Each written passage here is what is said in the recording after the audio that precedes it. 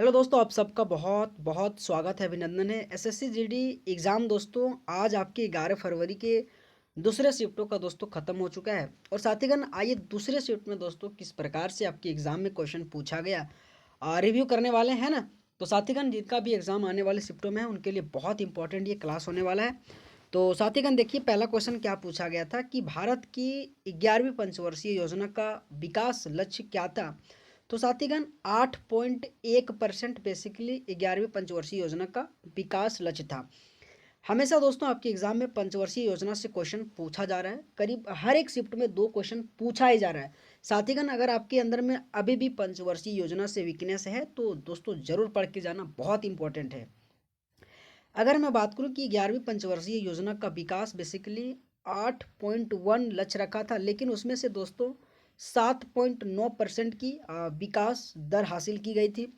अगर दूसरा पॉइंट की मैं बात करूं कि 11वीं पंचवर्षीय योजना की अवधि बेसिकली 2007 से लेकर 2012 तक थी। यह योजना अपना विकास लक्ष्य हासिल नहीं कर सकी। अगर मैं तीसरा पॉइंट की बात करूं कि भारत की 11वीं पंचवर्षीय योजना का मुख्य विशेष अगर मैं बात करूं दोस्तों तो तेज और अधिक जो कि विकसित करने का था, ये पॉइंट याद रखिएगा। साथ ही अगर मैं बात करूं आपकी जो 12वीं पंचवर्षीय योजना है ना, बेसिकली 2012 से लेकर दोस्तों 17 तक आने की इनका कार्यकाल था। लेकिन साथ ही इसको 2015 में ही खत्म करके नीति आयोग का गठन किया गया था।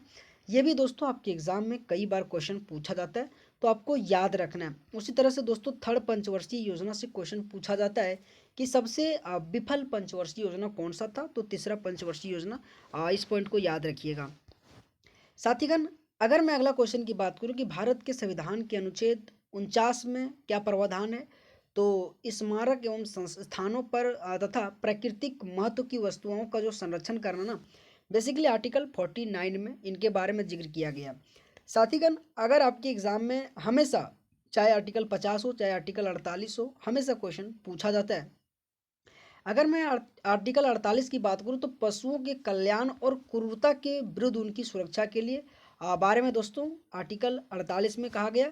आपको याद रखना दोस्तों। उसी तरह से दोस्तों आपके आर्टिकल 50 में कार्यपालिका को न्यायपालिका से पृथक्करण के बारे में दोस्तों आर्टिकल 50 के बारे में कहा गया।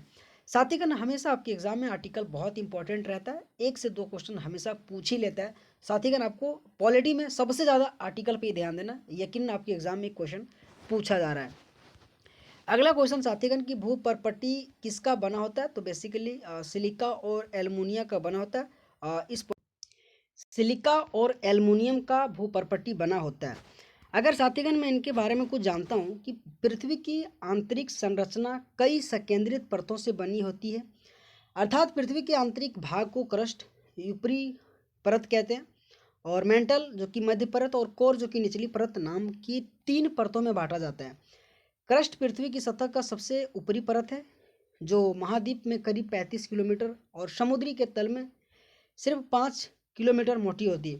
क्रस्ट के नीचे पाए जाने वाले परत मेंटल, और इसकी गहराई बेसिकली 2900 किलोमीटर होता है। और दोस्तों ये क्वेश्चन आपके एग्जाम में पूछा गया था। साथ ही अगला क्वेश्चन की बात करूँ कि साल 1950 में सुप्रीम कोर्ट के कितने जज थे। तो बेसिकली 8 जज थे। साथीगण बहुत जैसे मेरे साथीगण को आज के ये क्वेश्चन नहीं पता था, लेकिन साथीगण इस तरह का भी क्वेश्चन पूछा जा रहा है कि 1950 में सुप्रीम कोर्ट में कितने जज थे। तो 8 जज था। 1950 में सुप्रीम कोर्ट के 8 जज थे। संसद ने साल 1956 में न्यायाधीशों की कुल संख्या बढ़ाकर 11 कर दिया था। इस पॉइंट को याद रखना है दोस्तों। आपके एग्जाम में हमेशा क्वेश्चन पूछा जाता है कि 1872 में क्या हुआ था दोस्तों। आपको कमेंट बॉक्स में आंसर करना है। आपके एसएससी जीडी के लिए बहुत इंपॉर्टेंट ये क्वेश्चन पूछा गया था। अगला क्वेश्चन साथीगण की आर वैशाली किस खेल से संबंधित है। तो शतरंज से संबंधित है, और इस पॉइंट को याद रखिएगा, हमेशा इंपॉर्टेंट बनता है। आर वैशाली बेसिकली 84वें ग्रैंड मास्टर है, और वैशाली 15 वर्षीय भारतीय ग्रैंड मास्टर जो कि रमेश बाबू प्रज्ञानंद की सबसे बड़ी बहन है। और वैशाली का जन्म बेसिकली इतना है। साथीगण आपके एग्जाम में शतरंज से हमेशा क्वेश्चन पूछा जाता है कि चैटमैक और साथीगण आपके जो गैम्बिट है, ये 2 क्वेश्चन पूछा जाता है। आपको ध्यान देना है, हमेशा आपको याद रखना कि शतरंज से शब्दावली बहुत इंपॉर्टेंट है आपके, हमेशा इंपॉर्टेंट बनता है। तो आपको याद रखना है, गैम्बिट बहुत इंपॉर्टेंट बनता है। अगला अगर मैं क्वेश्चन की बात करूँ साथीगण की थाई पुसम जो महोत्सव है ना, बेसिकली कौन से भारतीय राज्य में मनाया जाता है? तो तमिलनाडु में मनाया जाता है, इस पॉइंट को याद रखना है। थाईपुसम की मैं बात करूँ तो साथी, अगर मैं बात करूँ साथीगण कि तमिलनाडु में, और बहुत इंपॉर्टेंट बनता है ये थाईपुसम, हमेशा इंपॉर्टेंट बनता है, जो जनवरी फरवरी के पूर्णिमा के दौरान भारत के हिंदुओं द्वारा मनाया जाने वाला एक प्रकार से महत्वपूर्ण फेस्टिवल है। और यह हिंदू देवता जो शिव और पार्वती के पुत्र मुरुगन को समर्पित है। मुरुगन को कार्तिकेय, सुब्रमण्यम और समुख, शशानंद, स्कंद और गुहा भी कहा जाता है, इस पॉइंट को याद रखिएगा। साथीगण अगला क्वेश्चन पूछा गया था कि अगस्त 2024 में यूपीएससी के चेयरमैन कौन बना है? तो श्रीमती प्रीति सूदन। दोस्तों ये क्वेश्चन एक बार और भी आपके एसएससी जीडी 2025 में क्वेश्चन पूछा गया था। उन्होंने यूपीएससी चेयरमैन के मनोज सिन्हा की जगह जो कि शपथ ली, जिन्होंने हाल ही में पद छोड़कर या उसे 2017 से इस पद पे थे। अगर मैं बात करूँ यूपीएससी अध्यक्ष की नियुक्ति भारत के संविधान 316 के अनुसार भारत के राष्ट्रपति द्वारा की जाती है। अध्यक्ष 6 वर्ष और या 65 साल की आयु में से दोस्तों जो भी पहले हो वो आपकी बेसिकली यूपीएससी के लिए इंपॉर्टेंट बनता है। बेसिकली दोस्तों हमेशा आपकी यूपीएससी से क्वेश्चन पूछा जाता है। अगर साथीगण मैं अगला क्वेश्चन की बात करूं कि द्वितीय पंचवर्षीय योजना बेसिकली 1956 से 61 के से क्वेश्चन जो कि पूछा गया था।